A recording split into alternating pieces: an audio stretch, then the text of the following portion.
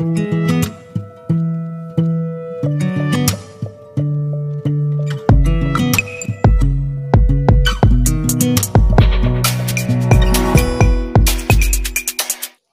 আলাইকুম রহমতুল্লাহি বারাকাতু।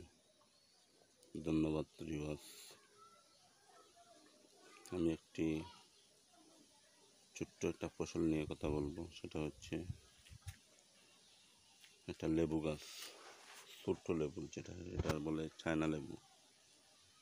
আসলে আমি দীর্ঘদিন ধরে একটা লেবুর গাছ যত্ন করে আসতেছি। আর বর্তমানে প্রেক্ষাপটে বর্তমানে লেবুটার মধ্যে লেবু ধরা শুরু করে দিয়েছি। সেই লেবুটা দেখতে পাচ্ছেন আপনারা, ছোট্ট ছোট্ট লেবু।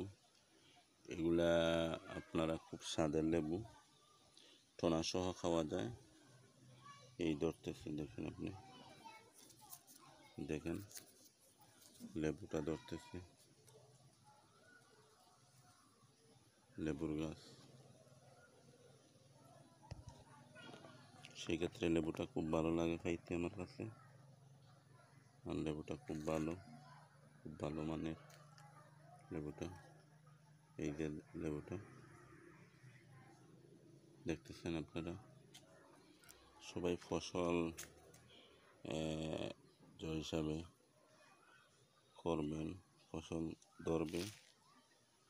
যে কোনো জিনিস ইচ্ছা করলে আপনি করতে পারবেন, সেই ইচ্ছার ফসলে সেগুলা কিন্তু দেখতে পারবেন, ঠিক আছে।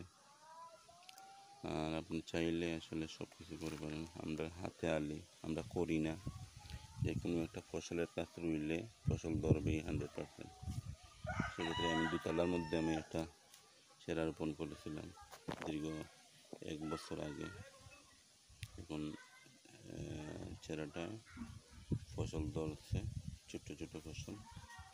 এই দেখেন লেবু, ছোট্ট লেবু দুতলার মধ্যে, একটা টবের মধ্যে রয়েছে। দেখেন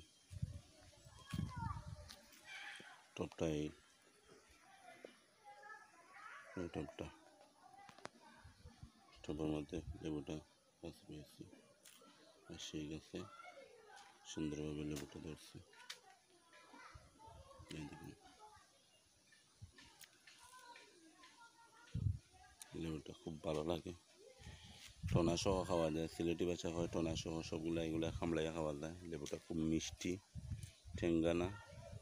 সেই ক্ষেত্রে লেবুটা খুব ভালো লাগে আমার কাছে। এই দেখেন লেবু ফসল আসছে, মাশাআল্লাহ। সেই ক্ষেত্রে সবাই নিজে নিজে রোপণ করেন, ইনশাল্লাহ হয়ে যাবে। সেক্ষেত্রে ভালো লাগবে রোপণ করলে। আমি আর একটা গাছ দেখাবো, কমলার গাছ।